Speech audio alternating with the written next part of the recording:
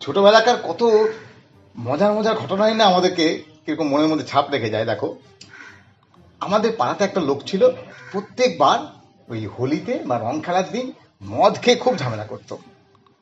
তো এরকমই একটা হোলির দিন, রং খেলার দিন, তো পাড়াতে একটা অন্য একটা ঝামেলা হয়েছে, এবং সেই ঝামেলার জন্যে পুলিশ এসেছে। এবার ওই লোকটাকে তো ধরেছে, যে লোকটা আজকের দিনে ঝামেলা করেছে। দিয়ে ওদের মনে হয়েছে, আরে ওই লোকটা তো প্রত্যেকবার ঝামেলা করে, কিন্তু সেবার কোনো ঝামেলা করেনি, সারাদিন সুন্দর মতো ভদ্র মতো দিন কাটিয়েছে, এবং দুপুরবেলায় ভালো করে মাংস ভাত জমিয়ে খেয়েছে, একটা হালকা করে দিবা নিদ্রাও হয়ে গেছে।